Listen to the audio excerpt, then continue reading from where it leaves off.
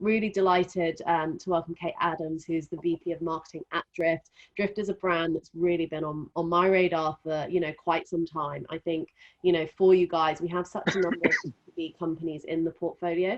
And, all the time it's like, oh, but actually, how do we thrive? How do we build our brand? How do we do sort of community? How do we do marketing? And I think Drift is really, for somebody who, actually personally, I've not been a customer, but as a marketeer, I look at this brand and I think it's exceptional. It really sort of made me kind of hit up the wonderful Kate via an intro from Diana. So thank you very much, Diana, for that.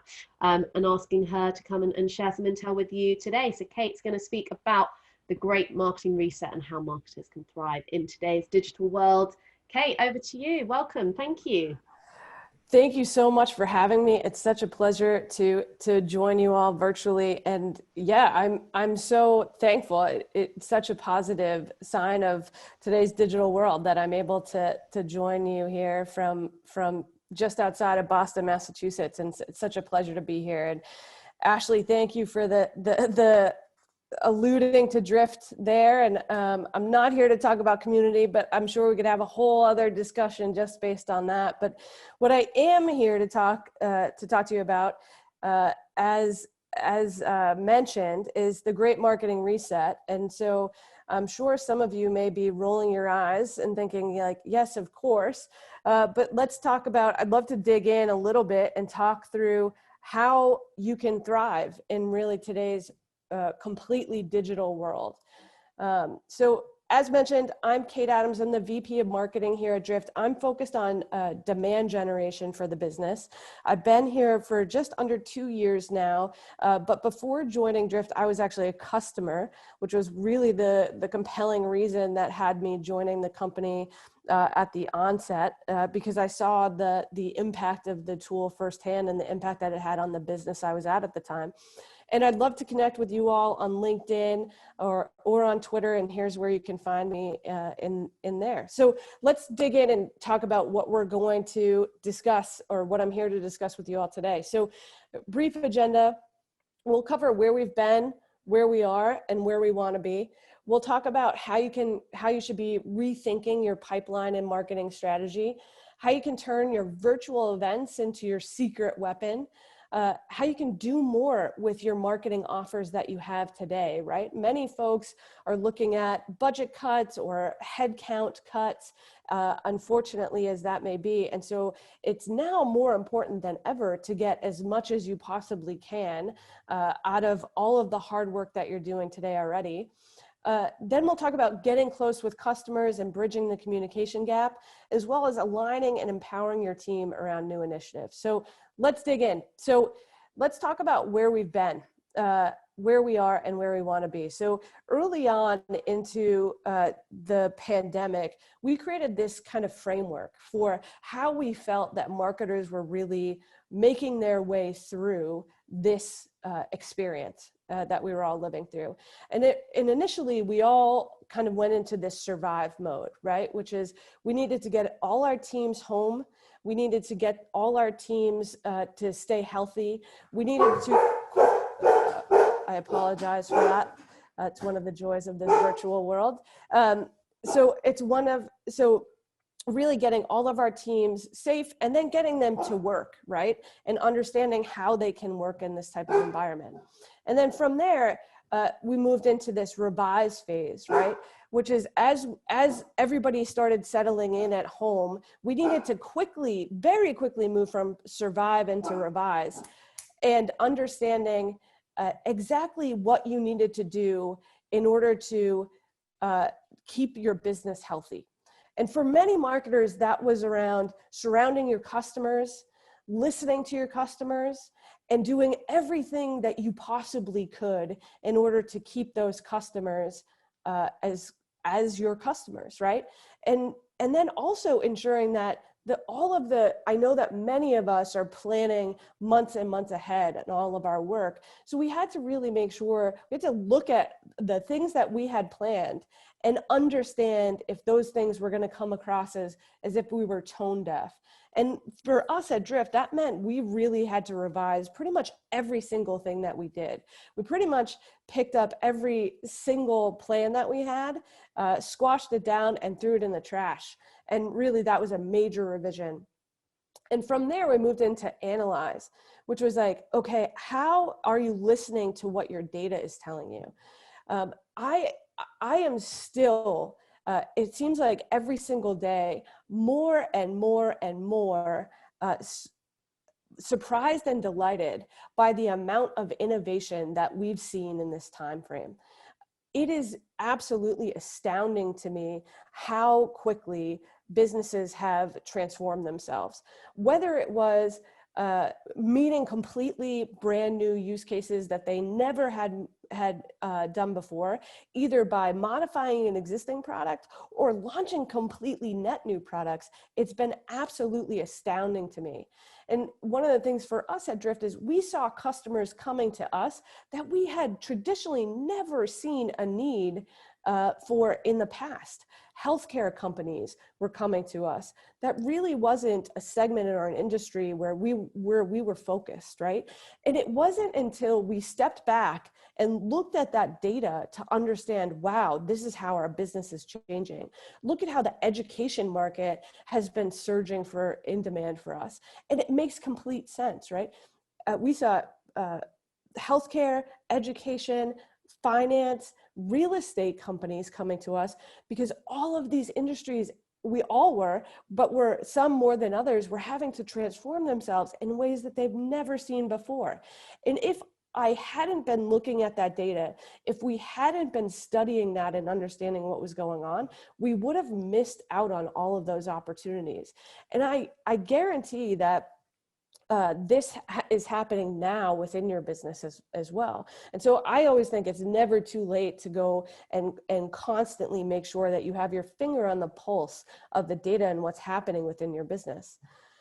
From there, you move into this pivot, right? Which is you're actioning on the data. So similarly to what we talked about, we revised our plans to understand how we were marketing to the existing personas and industries we had been marketing to. We analyzed to understand what new personas. An example of a new persona for Drift is we had tons of field marketers coming to us. Field marketers traditionally never thought about a digital experience. Now they are thinking about a digital experience more than they ever have before. And so we've figured out how to pivot. In fact, we've launched brand new product sets and met product needs around virtual events, right? And so that's what I mean by that pivot stage, understanding which channels are working best and doubling down on those and revising and deleting all of those channels that are no longer available to you, right? And then from there, really innovating. How are you identifying new channels? How are you identifying new tactics that you're going to use that you've never actually done before, or maybe has been on the back burner in the past, and now you're going to bring those things forward because now you need them more than ever, right? An example for that is we're really digging deep into our ABM strategy, whereas like before that was maybe a medium priority for us, and now that's really a high priority. And you think back, this is not a timeline. Again, this is a framework for how you're constantly cycling through these things, right? But what investments and innovations can we make now? What new vendors are we bringing on board? What new activities are we dusting off and saying like, oh, we're going to do this later, but we've got to pull it forward and do it now again. And then adjusting, and that innovation and adjustment goes round and round. It's cyclical, right? And after new innovations, how are you identifying those learnings? And let's be honest, I want to call a spade a spade. I have this, I try to put this mindset within my own team, which is like, look, not everything we do is going to be a home run, right? I realize that's very American. Not everything we do is going to be a wild success, right? And in fact, I expect that we will fail. But the number one thing that I want us to be able to do is identify those failures, identify why we failed, and then learn those lessons once so that we don't have to learn them over and over again, right? And we're deploying those learnings across all of our channels, right? And then finally into thriving and accelerating. So again, staying close to that data and really moving back through this framework all over again, doing it all over and all over again. And so monitoring your retention rates and understanding how are those new personas or industries that you are now landing that you didn't land before, how are you retaining them? What problems are they having that you didn't expect or that your old personas didn't actually feel, right? Create clear upgrade and cross-sell opportunities for customers once they've achieved that success. So once you get to them to that initial point of success, what's the next step? We always think about it as crawl, walk, run from a customer perspective. We want to initially get you on board. We want to get you to see the first initial successes, and then understand how can we then expand from there? What have we learned, right? And doubling down on all of those innovations that have worked throughout time.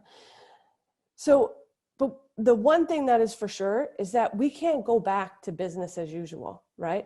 We can't go back to business as usual because all around the world, people are at various stages of reopening, closing back down, maybe staying closed, right? But so where do we really go from here?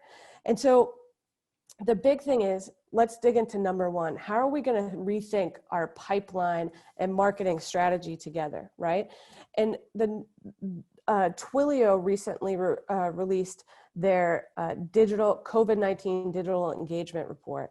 And what they found was absolutely astounding in my mind. What they found was they did a survey of 2,500 enterprise companies, and 97% of those companies said that COVID-19 had sped up their digital transformation by 6 years. So we have just really sped something up by 6 years in the span of just 6 months. And at that time, the report was taken, it was only at 5 months. Forrester and Gartner are seeing something very similar. I think Forrester says 8 years, Gartner says 10. It is incredible the amount of transformation that we have all gone through. And not only have we gone through that, but we've also gone through that dealing with the physical and mental effects of enduring a pandemic. So if nothing else that you get from this talk, take a minute right now and pat yourself on the back, because I think all of us as marketers have done incredible work over this period of time while enduring one of the most difficult times in any of our physical history, which is just astounding. But what does that really mean? It really means, how do you zoom out and improve your end-to-end digital experience? How are you making, so now that you really only have your digital channels, field is gone. For a long time, some part of telemarketing was gone, right? Because people didn't have their phones at home or had net new numbers, and it was more difficult to reach them. Those contact rates were dropping, right? We're seeing those come back up now, but it's been really fascinating, right? But look at this here on the left, right? Our old B2B marketing tactics have become they were antiquated before, but the 6 years of innovation that we've all endured over these last 6 months just have emphasized just how antiquated those really are. So let's zoom out and take a look at like really what the flow is that we expect people as B2B marketers to endure, right? We expect that we're gonna launch the same generic advertisement across all of our audiences, and that we are gonna catch some subset of those people and actually get them to click, right? And we all know the benchmarks on those click-through rates, right? They click on that ad, and then what? So they click on a generic ad, and guess what? They're taken to a generic landing page that more than likely has a field and has a form on it with a varying number of fields, right? I've seen them as long as 12 fields long. Now, I know many of you don't have your cameras on, so just do this virtually for me. Whoever goes to a landing page and says, oh my gosh, I cannot wait to fill out this form? I'm assuming there's not a lot of hands up, right? But so from there, you finally get some small subset of individuals to actually fill out that form. And then what? We send them an automated, generic thank you email. And then we route them into our CRM. And meanwhile, what's that person doing on the other end? Well, I'll tell you what, right? They just told you, hey, please contact me. I really want this information. Please get a hold of me. I want to speak to you. Please get a hold of me. I want to do business with you. And I'm stuck here waiting.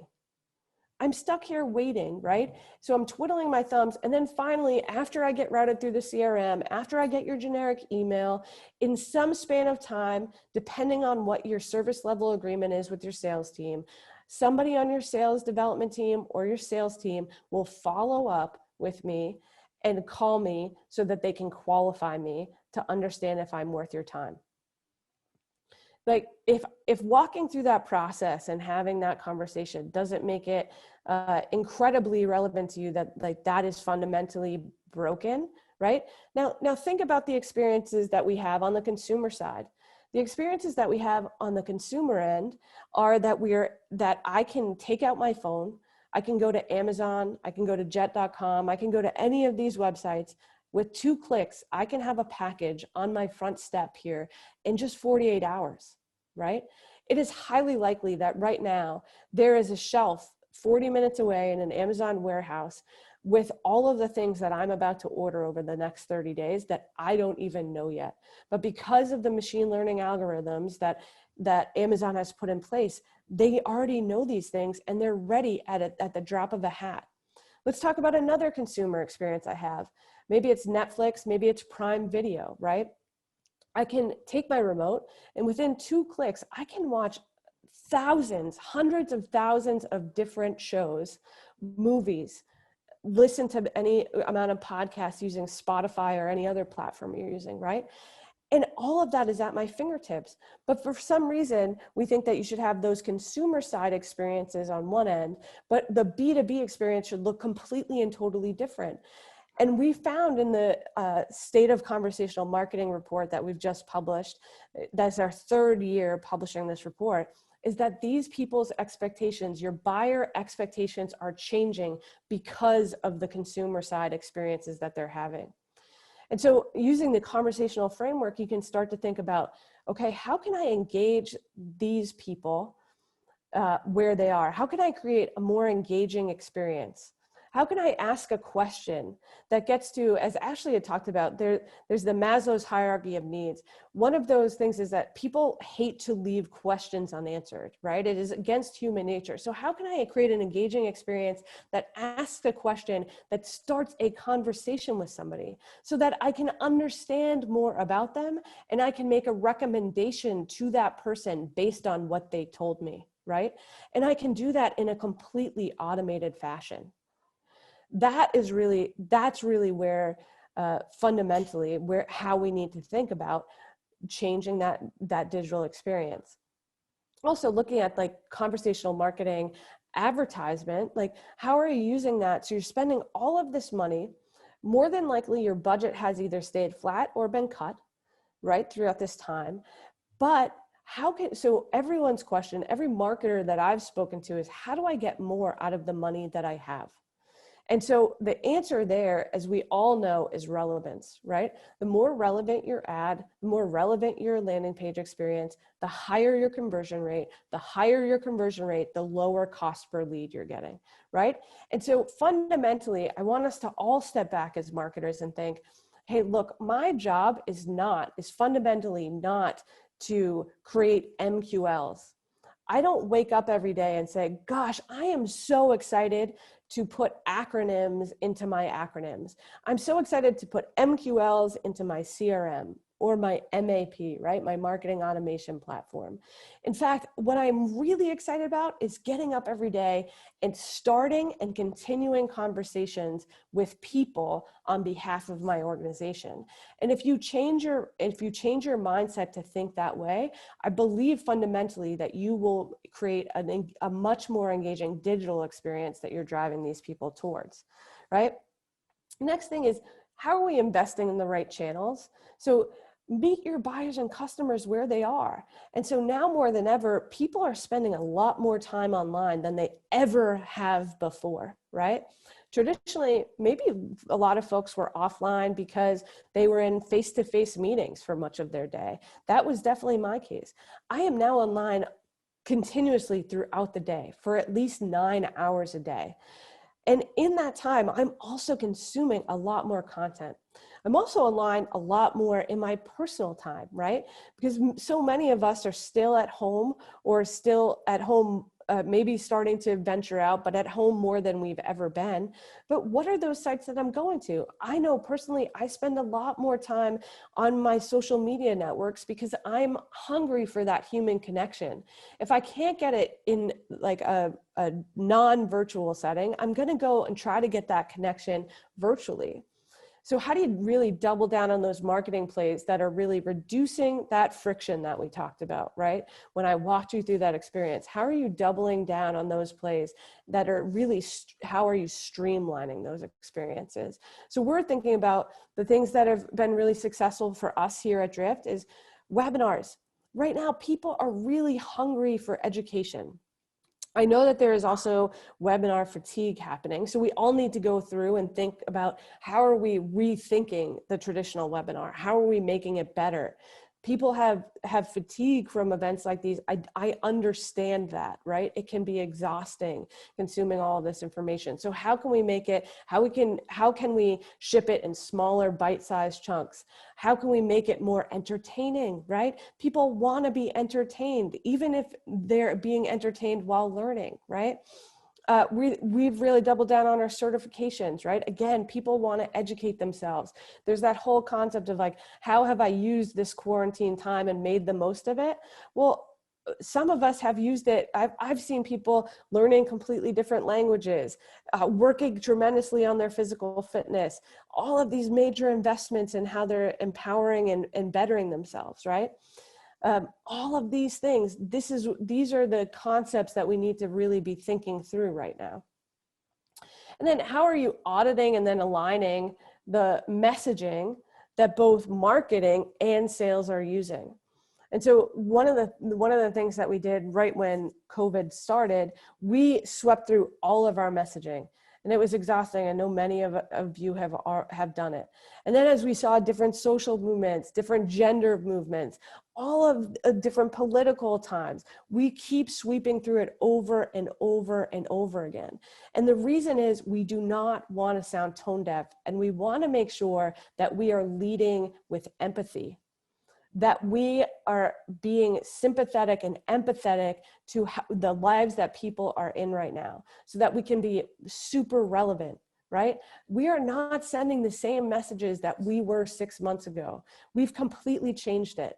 And not only that, but we've had to align with our sales counterparts, ensuring that marketing, that we did a full audit of those marketing messages, and then we went through what sales development sending out, and then we went through what are our sales team members sending out? How are we empowering them to understand the challenges that marketers are up against right now? How are we educating them to make sure that they're sending relevant messaging, right? For us, that was like, hey, marketers, right now your website just became more important than ever. How are you starting to rethink that website experience that you're providing to so many people, right? And then also, of course, I talked a lot about this in the framework, but making data-driven decisions to improve our experiences and optimize. So here you can actually see one of the big things we use. We drink our own champagne quite a bit here at Drift. You will not find a form on our entire website, right? Everything goes through our chat and a conversational experience. In that conversational experience, that platform itself is providing us a ton of data on the audiences that are coming to us. So here on this image that you're seeing on the right-hand side here, you're actually able to see like, here's how the industries are changing that are coming to our, and the number of visitors from those industries that are coming to our website.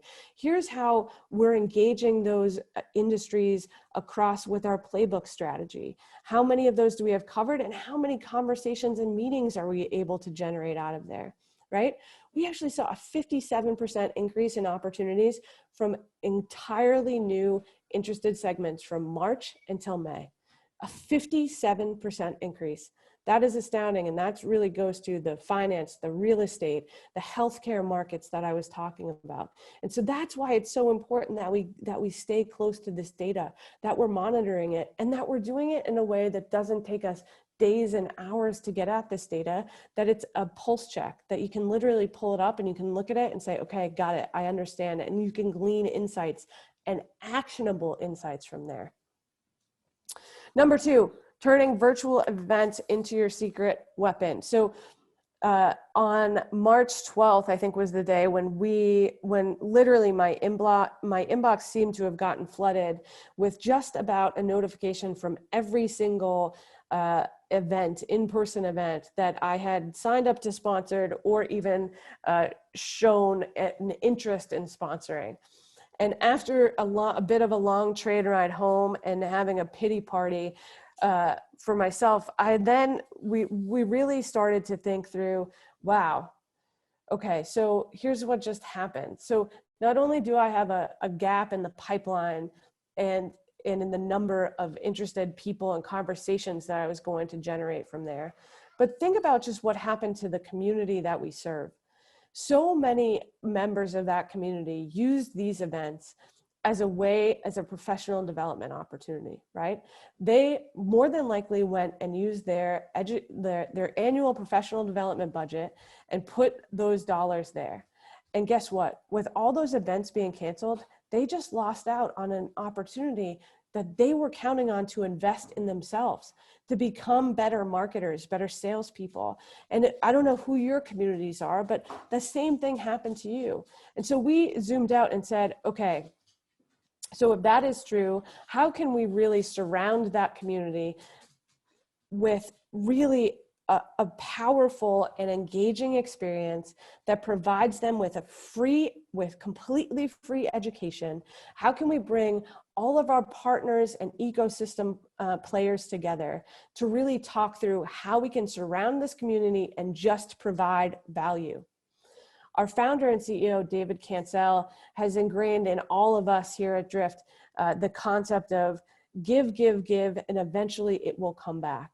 And really that is the underlying foundation of our marketing strategy. That is why we invest so heavily in our events. It's why we invest so heavily in educational materials. It's why we invest so heavily in publishing the books that we do, because we believe that it is so critically important for our brand to really double down on providing value to those users. And so we were able to bring all those ecosystem partners together. And this is a real live LinkedIn post that I did just after we brought them all together. I sent an email to 30 different ecosystem players of MarTech, Sales Tech, and said, look, after you've kind of gotten over the shock of what we've all just lived through today with all of our events being canceled and having to cancel our own events, I want us to think about how we can come together and surround our community to provide an amazing experience. And within 8 hours, I sent that email and I went to bed, and it was about 10 p.m. here. And when I woke up at 6 a.m. the next day, I had 20 responses in, and they didn't even know what they were in for, right? But again, creating that content and value, understanding, like really leveraging those partnerships for how you can not only think about how you'll grow your business, but how you can work together with one another, right? And so that is so key here. We were able to pull off the biggest event that we've ever had in Drift history, which I don't know how many of the folks on the line are familiar with Drift, but events are really our thing. We really double down here in terms of events. We have a giant hypergrowth event where we have folks like Sarah Blakely and Jesse Itzler come and speak about both how to be a better marketer and a better person and a better professional and a better executive, but also just how to be a better human being, right? And all of these things. And so to pull off the largest event that we've ever had, we would never have been able to do it without those key partnerships. And so many marketers that I'm talking to today are doing the exact same thing. But couple things on best practices: use a one-to-one policy and a cap for how you're lead sharing. So every lead that you drive, you'll get one back, et cetera. Make sure that you have your UTM tracking turned on so that you can properly attribute those registrants back. Establish follow-up rules and timetables for how and when each of those companies is allowed to follow up, even what the messaging of that follow-up is allowed to be, as well as the timeline of when they'll promote it, when everybody is going to promote it. And then always involve your legal team, right? Because you always want to make sure that you're in compliance with GDPR, et cetera. But then also, how are you making that event registration process and promotion completely seamless, right? And here's how we do that. We actually use our own Driftbot to be able to do that. It helps us remove the barrier to entry, create an engaging experience, and you would be surprised at how many people, when they sign up for this event, like go out and come back, or either type it into the bot or post it on LinkedIn or whatever other social platform and talk about what an engaging experience it was just to sign up. It gets them amped up for the actual virtual experience you're going to supply. And we've seen a 10% increase in conversions when you switch from forms to using live chat for registration, using Drift for registration, right? And now we've even baked in the Driftbot. Recently, we had Rev Growth, where we had Rainn Wilson from the American version of The Office speak. We had the creative director of, the musical director of Hamilton join us, who had taken Hamilton from obviously an in-person theatrical experience to a completely virtual experience on Disney Plus, right? And to had them talk about those experiences of that. We had the leader of TEDx Women, who obviously took that event to be virtual too, because we really think you need to really reinvent and rethink it. And we don't want you to just rethink about, oh, how can I change the widgets within that experience? We want you to rethink the entire end-to-end experience, right?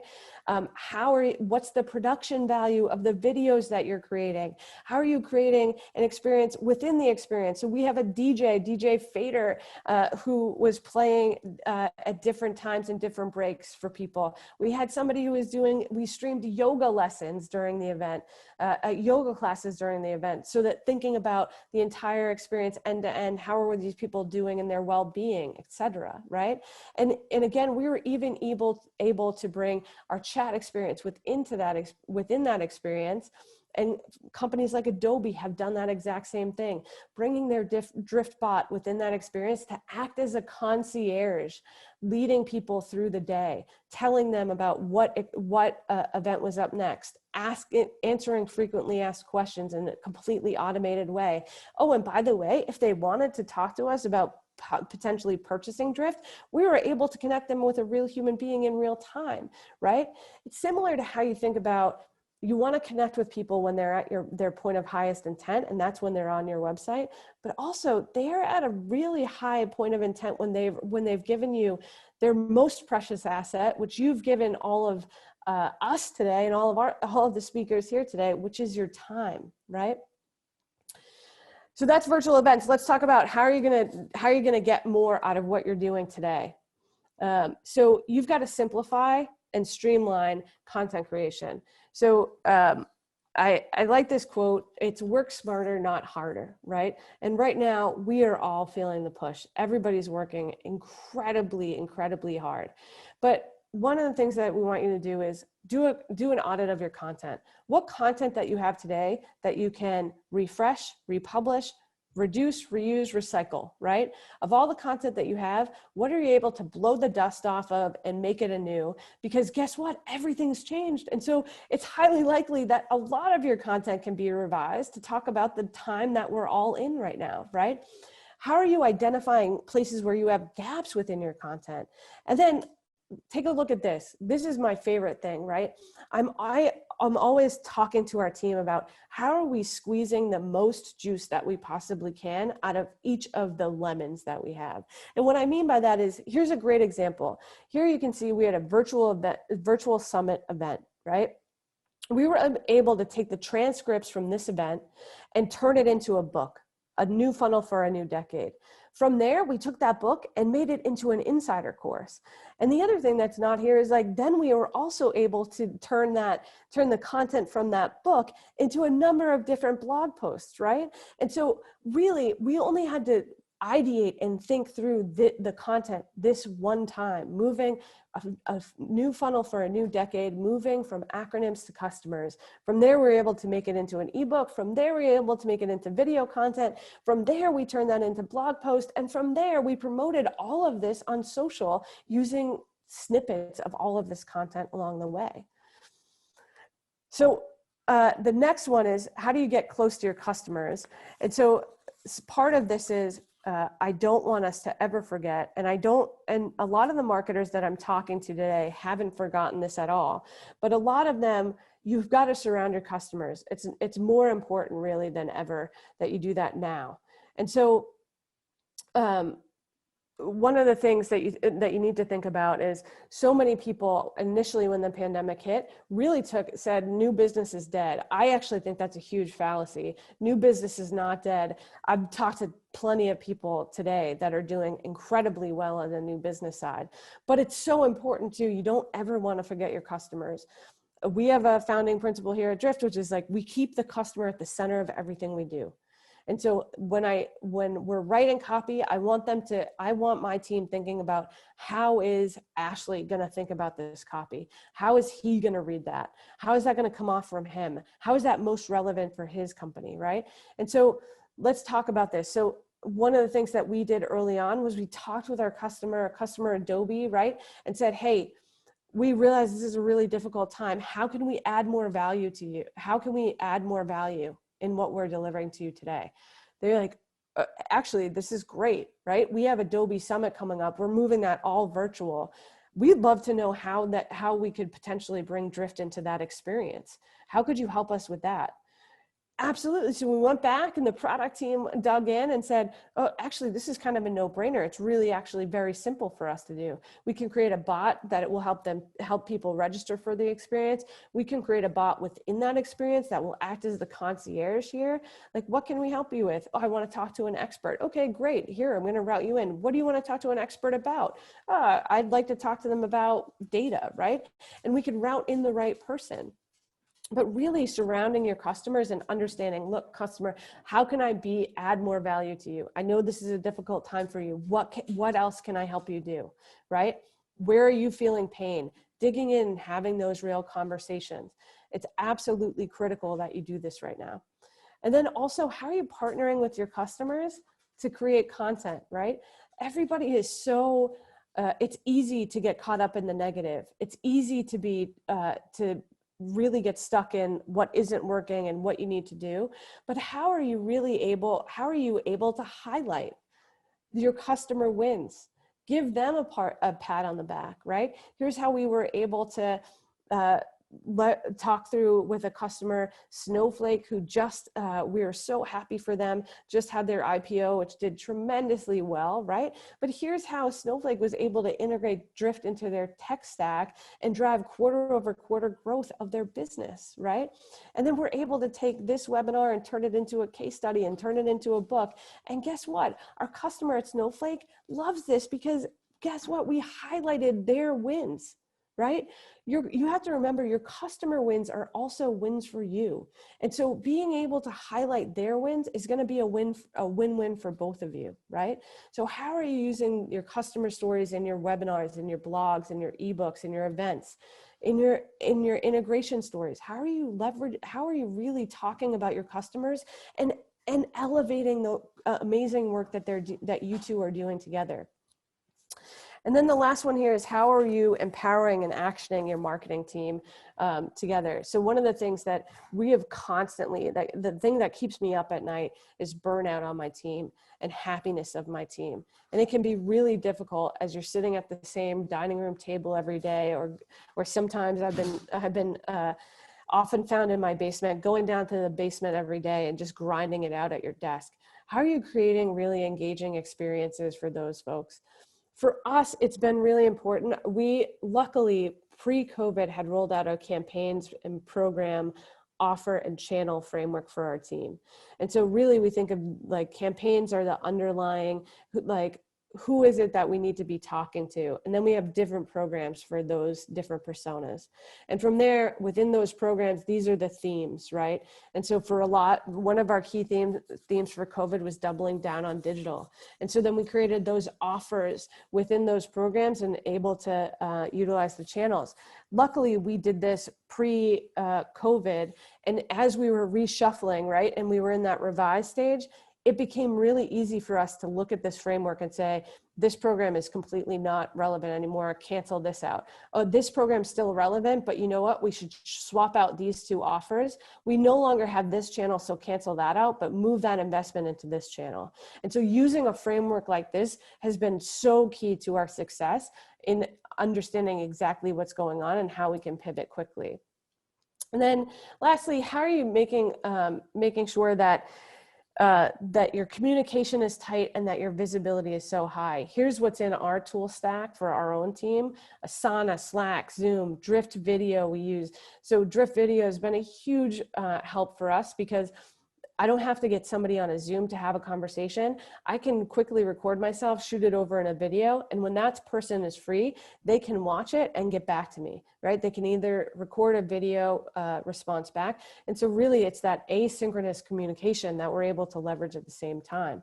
But really making sure that you have the right tool stack in your team to make sure that everybody understands what are the things we're working on, what's important to us, what are our priorities in order to really leverage and achieve your goals. And the last thing is showing your work and really communicating value, right? So how are you making sure that the team is showing their work? And for us, that means showing both failures and wins. And here's these are real live screenshots of our own marketing Slack channel, being like, and you can see it over, showing some work. Here's this. Thank you to Jess, Tim, and Lynn for helping get this up and running. Like, hey, I'm showing some work. Here's a Drift collaboration that we did. Absolutely outstanding. I know I'm getting the Oscar music here. So real quick, here's how marketers can future-proof your marketing strategy. Really rethink your strategy and the channels you're using. Take your best events, rethink them. Do not take the analog event and bring it virtual. You can do better than that. I know that you can, and I believe in you. Work smarter, not harder. How are you squeezing the juice out of every lemon you get? Talk to your customers, stay connected to your customers. Retention is more important now than ever. And empower and align your group and make sure that you're making the space to worry about the personal side of each of your employees, not just the work side. Thanks so much for having me. It was a big pleasure to be here and highlight of my day. And thanks again. Kate, thank you so much. That was awesome. I think it's so inspiring for, our portfolio companies who are obviously so much earlier in their journey to sort of, see examples like what you've built at Drift and sort of feel inspired and take things away. I think the way you talk about a lot of the antiquated B2B tactics are really interesting as well, right? Because, fundamentally here are, new innovative businesses disrupting sectors, but actually often using really old school tactics in order to do so, right? And so it's on us as marketers to really kind of challenge the things and the practices we're given as sort of the way of doing things and actually think that is this fit for purpose in the modern world. Diana from our team actually had a really awesome question. Diana, do you want to pop on and shout out your question to Kate? Thank you, Kate, so much. There was plethora of various kind of tactics that you used. Where can a founder or someone who's very early on, scrappy startup, what's kind of long hanging fruit? Where can they start, or what has worked really exceptionally well that you think someone can easily replicate or get inspired from what you've done?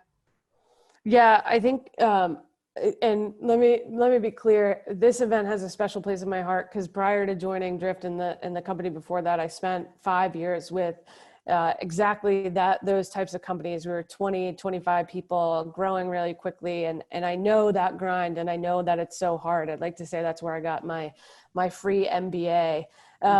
But if I'm a founder, where I'm going to dig in first is understanding that website experience that you have, because your website is the thing now, right? It used to be that digital was a thing that drove to other things. And what I mean by that was digital was the thing that drove to events. that were in person. It was the thing that drove to in-person meetings. You don't have that anymore. It's digital to digital now. So your website is now more important than ever. And if I'm just getting started, I'm starting to really look and triple down on my website and understand, one, like, what story am I telling when somebody comes here? Two, where are the biggest drop-off points for me? Where am I losing the traffic that I'm getting today?